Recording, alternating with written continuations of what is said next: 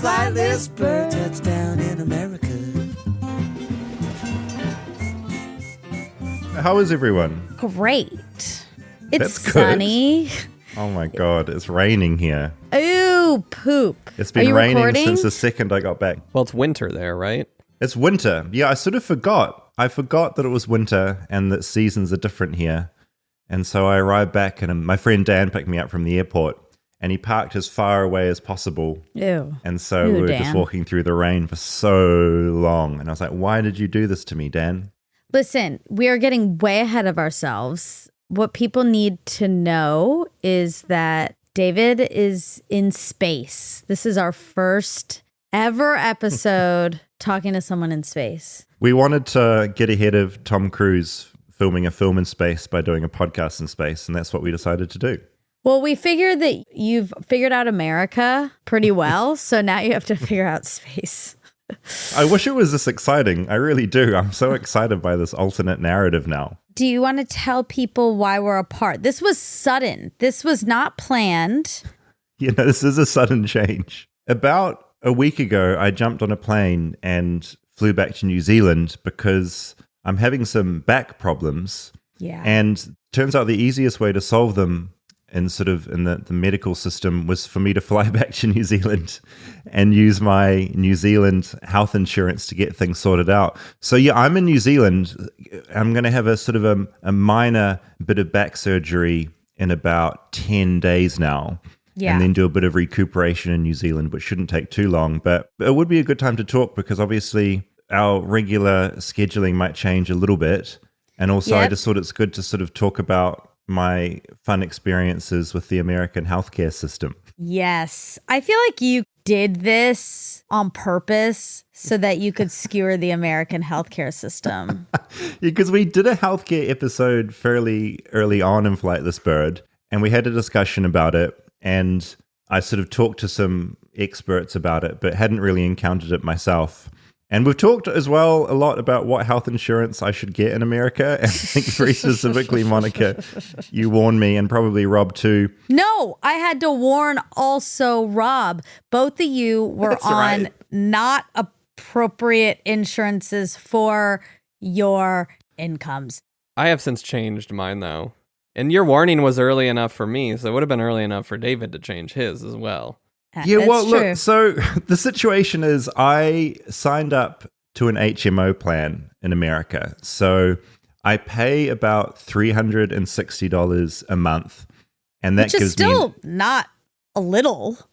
No, it's still a decent... I thought it's a decent chunk of money. So if anything like disastrous happens to me, I'll be fine. And I guess my first encounter with the health system was when I got nipped by that squirrel. And I ended up going into the ER for that, which weirdly I still haven't been billed for, which I'm hoping they just forgot to put them through, or they're all suddenly going to arrive at once. But let's not worry about that. Okay, that's for another day. So yeah, what happened at the end of May, I was recording an episode which won't have aired yet. And I've just been on a flight and something really weird happened in my lower back. I just had like extreme lower back pain. And I was like, this doesn't feel good. And I'm a tall person who sits down a lot. So I've had back issues back in 2011. And I was this feels a bit familiar. And the pain got really bad. And then it kind of started to go away. And then it came back again. And so when I went back to LA, I called up my PCP, my doctor, because I should go and see the doctor and see what's happening with my back.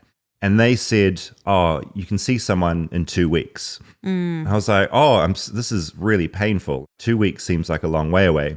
So then I went to urgent care, which you just pay out of pocket for. I think it was $140. And I went there. And the doctor there saw me, but didn't really touch me or examine me. He just listened to me moaning about being in pain and then gave me some tablets that were like oral steroids or something to kind of help with inflammation. Yeah. And gave me some painkillers, some tramadol, and sent me on my way.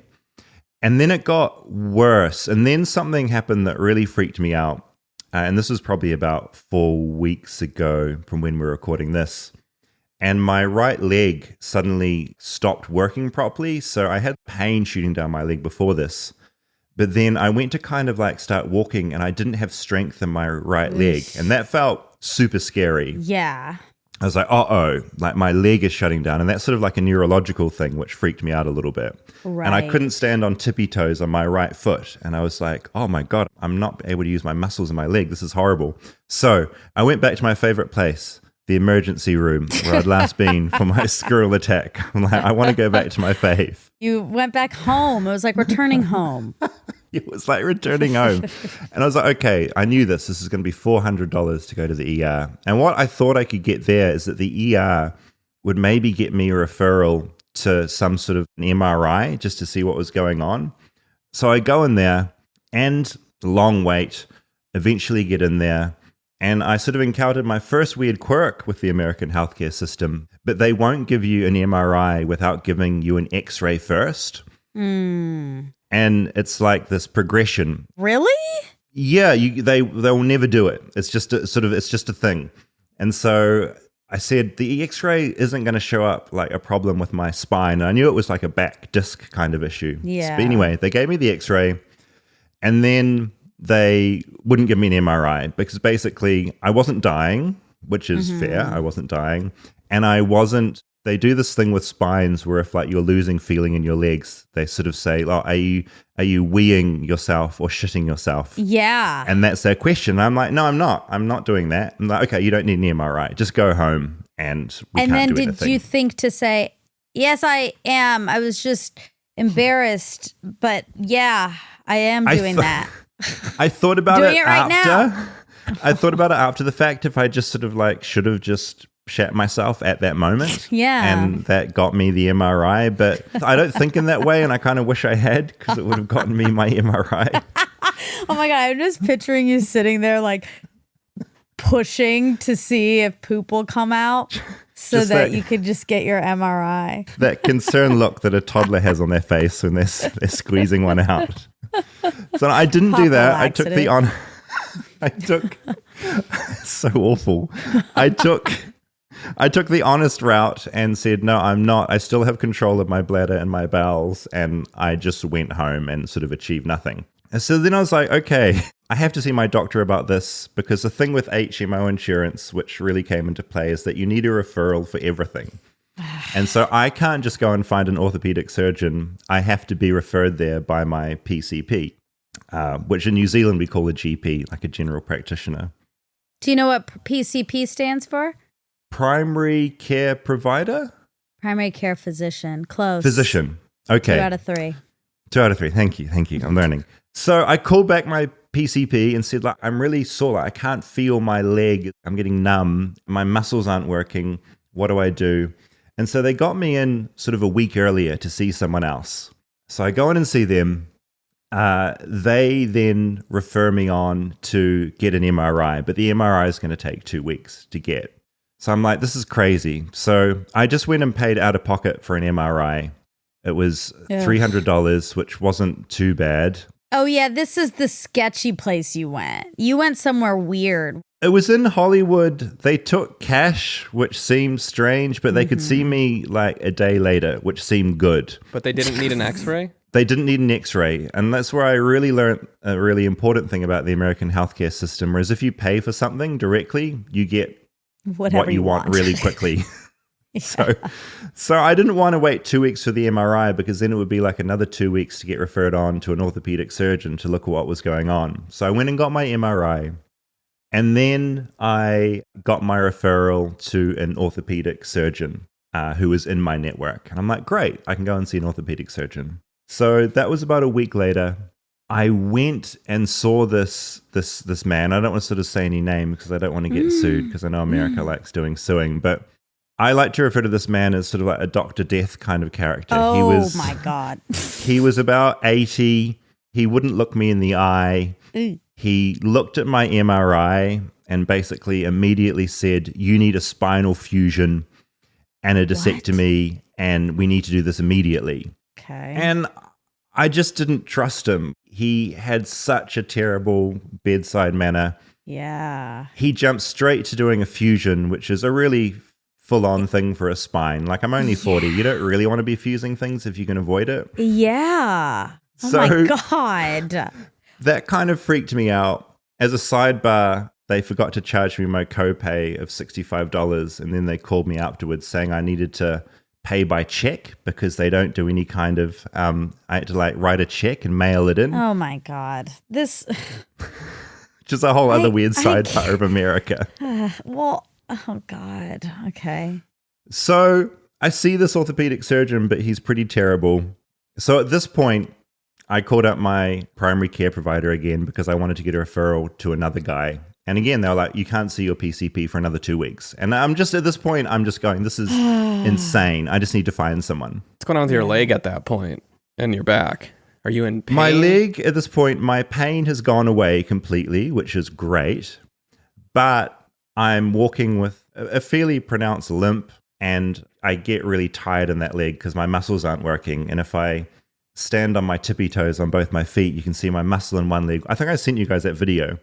Yeah. You can see like my muscles in one leg working, and then the other leg, they're just turned off, which is freaky. Like it's, I'm pretty active, and that was really scary. I'm surprised they wouldn't do an MRI just to check neurologically. Like, that's so weird. I guess the pooping is the only way it would be neurological.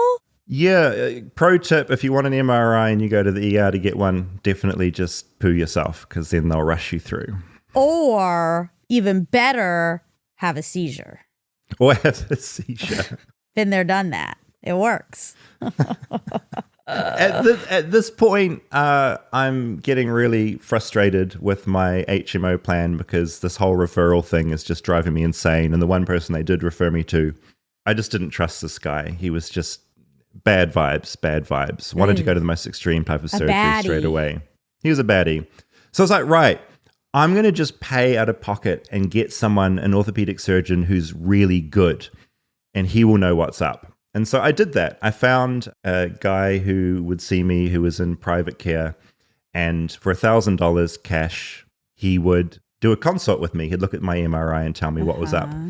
So I went to see him, and he was amazing. It was almost like he'd stepped out of a film. He was like really handsome. Oh, what's his name? Is he single? Really? I don't know if he was single or not, but he was beautiful. He was really, I trusted him instantly. He had a great bedside manner, very clean. He was in like beautiful scrubs, and I really trusted him. Color? And he was wonderful. They were white. Oh my God. White scrubs is ballsy. He's an angel. Beautiful teeth, beautiful skin. Everything about him was just amazing. My friends are not doing a good job finding out if people are single. It's not what I jumped to immediately because I was mainly concerned about my silly leg. Oh my God, you're so selfish. I know, so selfish. But this guy blew my mind, and he looked at my MRI, and he didn't say I needed a fusion. He said I needed a discectomy, which is a really minor-ish bit of surgery where they shave a little bit of disc off. Because what was happening basically is that my nerve in my leg that sort of feeds into my leg, my S1 nerve root, is kind of being like crushed between two of my like lower vertebrae. And so to free up some room, I just need a little bit of disc shaved off. Right. And I was like, great, this is a great consult. I trust you. I would love you to do the surgery. I go home. His office sends me a quote of doing it out of network, and it was $17,000 for the procedure. And then every additional night in hospital was $8,000. Oh my God. Which there's a world where I could do that, and it would be a horrible financial hit, but it would be possible for me. But the thing I didn't like is that if anything goes wrong in that surgery and they have to do something else, and then your costs just balloon. And I couldn't take that risk. And so about that point, I was like, I'm just going to fly back to New Zealand. And I'm lucky enough in that I kept up my own insurance here while I was gone. And so in America, I was paying $360 a month. In New Zealand, I pay about 220 New Zealand dollars 4 times a year. Oh my God. Oh my God. And for that covers amazing. I come back and I can basically get into surgery in a couple of weeks. I landed back in New Zealand on Sunday, and on a Monday I was getting an MRI. Oh my God. Well, I'm glad, but also yikes, America. Yeah, Yeah, then your doctor texted you about surgery the next day. I'm directly in touch with everybody. The other amazing bit of trivia is the orthopedic surgeon I have lined up in New Zealand. He looked at the MRI I got in America, and he was like, "This isn't good enough. Like, we can't read this well enough." Immediately made me go, "Oh, both Dr. Death and the surgeon that I really loved, that I paid privately for, they never said the MRI is a bit fuzzy and isn't good." Which is terrifying. We can look at this a couple different ways, though, because now I feel defensive of America. No, that hit me. Perhaps the New Zealand. Well, I shouldn't say that before you go into surgery. No, hit me. No, because you never know what's going to happen. No, I'm just okay. I won't. Okay, I know where you're going with it. The doctors in America are so good. Like, that wasn't hard for them to read. They could just sort of read through the haze, through the bad signals of the MRI. Or maybe the New Zealand doctor just like needs to get his eyes checked. He needed like, make sure he gets his eyes checked before he does surgery on you. Look, that's a possible take. It's not one I'd go with.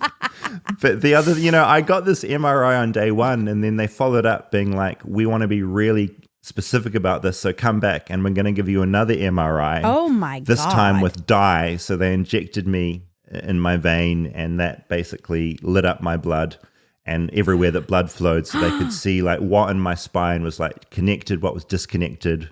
Wow. So I got 2 MRIs. Oh my God. 2 for the price of $0? I felt very, very cared for. And as a big disclaimer, I should say that I'm in New Zealand. I'm super lucky in that I have private healthcare. There's also a public healthcare system in New Zealand, which I could use. And there are good stories from the public healthcare system here, and there are some really bad stories where people don't get cared for. Okay. A little bit my experience in America, delays in care, big waiting lists, all that kind of thing. So I'm having the privileged good version of New Zealand healthcare where I'm going private. I see. But the difference is this feeling in America that I just found so interesting is that when I paid for things, I got it straight away and felt really cared for and looked after, and just the level of care was really, really high and really, really good. When I was in my HMO land, it was like fighting to get the scans I needed and the specialists I needed. And I had all the time in the world. Like, I stopped writing the show. I was spending so much time on the phone, and I was just imagining if I was someone with like kids or like a job that wouldn't let me be on the phone on hold for 3 hours a day. I know. I just fall through the cracks. It was like really a big eye opener. Yeah. But I mean, I guess isn't sort of what you're saying a little bit is you're kind of doing that in New Zealand too. Like, the reason that you are able to get in so quick is because you are paying. You're not going through the public system, which is free in New Zealand. But I guess the difference is what you're paying. Paying for private is so much more affordable in New Zealand. Yeah, paying for private here is so much cheaper than in the United States. Yeah. I sort of looked at a similar plan to what I'm getting here in New Zealand, and it's more like $900 a month. Yeah. Whereas in New Zealand, I'm getting that for 200 New Zealand dollars. A quarter. A quarter. And of course, that's cheaper, but that's like 80 American dollars. Well, it's better. And it's better care. You got better care for 200 a quarter than you were getting for 300 a month. 100%. Exactly. And even, and I've had back stuff back in 2011 in New Zealand. I've been through our publicly funded health system. And, I saw doctors within a couple of weeks, and I got the care. We've got less people, we've got 5 million people. We all put money into a pool that all goes out to healthcare for all New Zealanders. And I'm a big fan of that system. But it was the first time I've been freaked out by America. But I love it there. Are you going to come back? I'm getting nervous. Well, yeah, so my recovery, I think, is going to be, it's not crazy. I think it'll be a couple of weeks where I just need to kind of rest up. The disectomy isn't it's not a crazy bit of spine surgery. So I think I'll be back probably end of August. I haven't been making episodes, so then I've probably got another month where I've got to kind of start catching up and getting Flightless Birds together. So our scheduling, there could be a pause. Yeah, we might have a pause. We might go to every other week for a little bit. We're going to We're going to play with it. I've got a few in the can. I've got a few in the can already that are all ready to go. So we might just like roll those out fortnightly instead of weekly just to pad things out a little bit. But I am coming back. I'm in New Zealand because, weirdly, it was cheaper and quicker to fly 12 hours to New Zealand for care than to get it through my health insurance in America, which is surreal. How was your flight? I was anxious about you flying for that long. I was incredibly lucky in the Air New Zealand. I called them. I said what the problem was. I said that sitting was like a true nightmare for my back, and that sort of the next step of my spine problems would be me shitting myself. And I said, you don't want that on your plane. Within New Zealand, I've flown so much with them. I had a few upgrades, and so I ended up flying back in business, which is insane. So I got to lie down. Okay.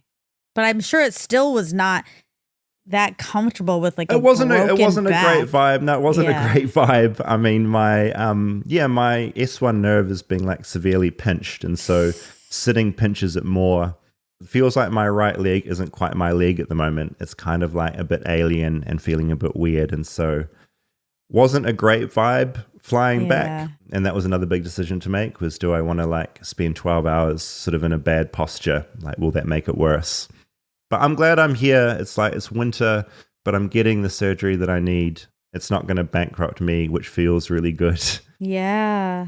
I love making the show, so it's a bit weird to be out of the loop of that. But I think back priority sort of comes first, and then I'll get back into making the show with you guys. Health is always number one. Mm-hmm. And then buy me presents is number two. So remember to bring back some treats.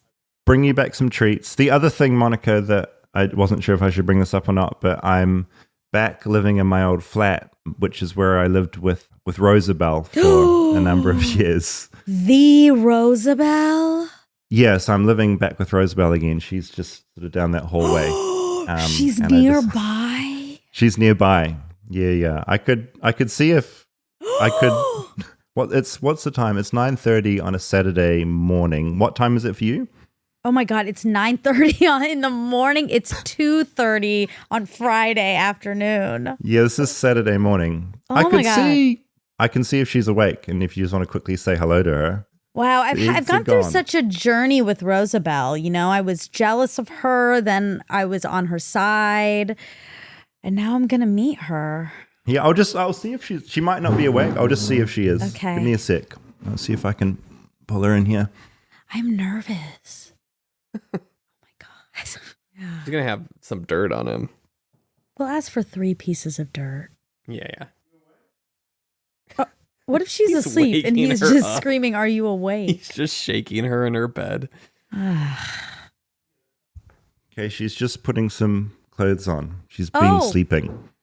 David, you shouldn't have woken her up. No, it's fine. That's what happens when you live with people. You know, she needs to... It's 9:30 on a Saturday. She needs to get into the day. She'll appear soon. She wasn't dressed when you woke?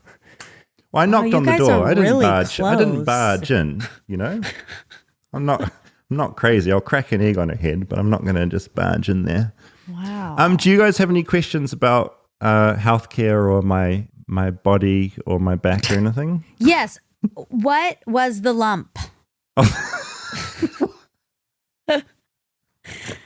That's my question about your body. You still have never answered.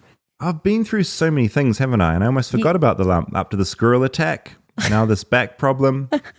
The lump seems like such a thing of the past, you know? I know. It's so long ago. You might as well tell us where it was. It was between my belly button and my upper thigh. It was sort of somewhere in that kind of region, you know? By your penis? The main thing is the lump. The body's an amazing thing, and the body, I think, reabsorbed the lump, and God knows where that lump juice has gone. Ew, but the lump got sucked back in. And you know, bodies do repair themselves, and I'm super curious. I mean, this back thing is a bit weird because the surgery will unpinch the nerve, but what all the surgeons told me actually so far that I've spoken to is that I might not get all the feeling back. Like once you've crunched the nerve for long enough, it sort of stays a bit deactivated. So there's a chance that I might be a little bit limpy for years and years, or maybe the rest of my life. Or with enough rehab, I might be able to get like the signals firing again as they should. Like it is sort of a serious thing in that this isn't going to magically just wake up my leg. Yeah. My leg could always be a little bit dead. But I guess that's life in your 40s maybe. Like your body just starts to do some things you don't want it to do, right? Like you had your cholesterol thing. You know, we've all got things. Rob's too young. He's too juvenile for anything to have happened to him yet. Yeah, not yet. But I think you're going to go to PT when you get back. And it might take a while, but I think you're going to be back to normal eventually. And you live in my dad's sim. And so, you know, I think it's going to be okay. That's what I like to think as well. And I think the power of positive thinking is so important, isn't it? You can't get down in the dumps. You've got to be forward thinking. You've got to think, we're going to get on top of this thing. Do you think maybe it was karma because of the egg? Okay. I do, you know, I'm not going to knock the concept of karma entirely. Look, something's catching up with me, and it's either age or karma. It's one of the two, and I don't want to spend too much time thinking about it because it's too scary. Okay, we're going to move past that. I mean, this is my first good, like, weird health scare. Like, it's just weird when your body... I guess, like, Dax has had, like, stuff happen to him, hasn't he? He's been, like, torn apart. He's been, like, crashes and sort of been, like, stitched back together again. I haven't really experienced, like, oh... here's part of my body that stopped working properly. It's like a weird thing when like this vessel you're stuck in starts declining, I suppose. Which again, that's just what happens when you get older. It's like, what next? I know. We really do take advantage of these bodies. Yeah. Rosabelle's here. Oh my God. Okay, I'm gonna get a seat for Rosabelle. Yeah, get her. And I'll give her an earpiece. Make sure she can be near the mic. Listen if you like. Oh no, I have low battery right when Rosabelle showed up. I just thought if you had any questions for Rosabelle, she's here, and I thought it would be an opportunity for you to query her about anything that you want to know. Hi there. Hi, it's nice to meet you. It's so nice to meet you. We've heard so much about you. And David always throws you in our face when he's trying to make us jealous about how close you guys are. That's true. Yeah, well, she might debate that. But. We've heard all that he's put you through as well. Yeah. Yeah, I really appreciated the apology that you gave Monica in that other episode. Yeah, that we're on the same team now. Yeah, exactly. But also, Rosabelle, like you're not traumatized anymore by the egg scenario, right? You're through it. We're gaslight her. Rosabelle, you can speak for yourself. You know what David wanted me to do this morning was to crack an egg on his head. And I just would never do that to somebody that I care about. Of course you wouldn't. Of course you wouldn't, because you're not a psychopath. I thought it would be a good symmetry for the show. If it would be, if suddenly Rosabelle walks in, it'd be like good laughs on a podcast. Suddenly I've got egg on my head. But Rosabelle saw beyond that and was like, I'm not a bad person and I'd never do that, which made me think I'm still a bad person because I think that's a good idea. I'm with you, David. I think it'd be good for her to smash it on you. Oh, the pranksters. You sure you don't want to? Maybe somebody else could do it on my behalf. Just people in the street. Okay, Rosabelle, while we have you, can you give us, and David, don't stop her, okay? Can you give us 2 pieces of dirt on David? Oh, what genre of dirt? What genre, Rob? Any. Dating? I think dating, maybe a dating one would be good. We don't hear a lot about that. I'm not happy where this is going. It doesn't have to be dating because he might get actually upset about that. Has he talked to you about his friend Hayden and how they always love to wrestle? Actually, yes. And I'm going to clap for you for David because he has, I guess, been vulnerable. Well, that's not the dirt. I mean, I guess that's quite open knowledge that he wrestles with Hayden. But they did have a wrestle once at a friend of ours' house and wrestled so, violently that they smashed a hole in the wall of the house. David, and did you pay for it? I actually haven't. The dent is still... my head put a big dent in our friend's wall, and I haven't fixed it yet, actually. Do you intend to, do you think? I was hoping not to. But maybe now this has come out, maybe I should repair Eddie's wall. That might be a good idea. Well, now you've saved some money from going to New Zealand for the surgery, so you can use the extra you would have paid for the wall. I should actually note that Hayden came over last night, and as he was leaving the house, I was sleeping. I went to bed early, and he left, and he came into my room and poured water on my head. We're all pranksters. Oh, wow. Over here. So that actually happened because they wanted me to go into your room while you were sleeping and smash an egg on your head to wake you up.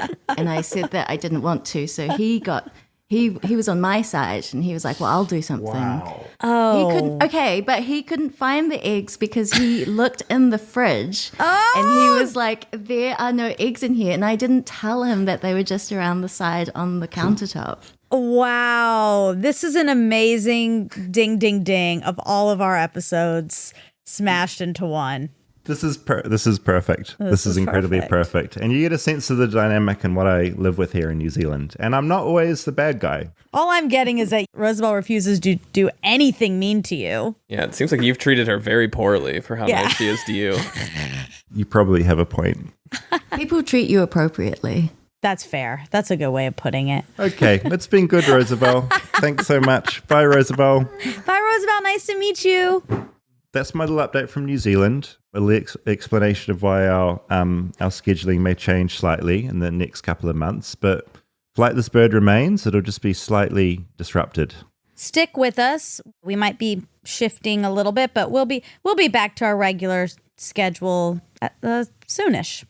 Yes. We're all sending you really healthy, positive vibes. Yeah, keep us updated. I will keep you updated. I'll see if like the anaesthetist or something can take a photo of my open spine and send it through to you so you can have a little look. Can you that could be bring fun. your recorder for when you wake up? Ooh, great. Actually, I'll groggy. see if I can. I haven't had general anesthetic before. Have you guys had it?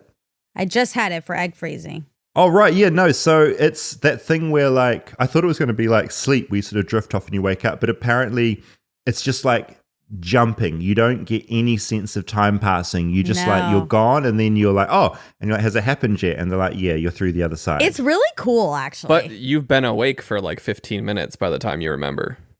Because for my wisdom teeth, I asked for my teeth and I don't remember at all. Oh, wow. Yeah, it just isn't there. Yeah, I'm so curious. I guess it's like as close as you get to dying, but you wake up again. Like it is like death. You're just sort of gone. Okay, or you could do a more positive spin and say it's like time travel. Okay. No, Remember, we're being positive. We're trying to be positive throughout this process. You know, that's a really good point. It's like time travel and you suddenly bounce through time. And so I will try and get a recorder going so that I can be recorded in those sort of 15 minutes of nonsensical ramblings that I won't remember. That's a really good idea. This is amazing good. Easter egg for our listeners. Okay. Well, we love you and we're sending you good vibes and keep us updated. And we have a bunch of episodes coming at you guys pre-David in New Zealand. And then we'll do a check-in after that. Yeah, that'd be good. I miss you guys and I'll talk to you very soon. Okay, bye. Bye.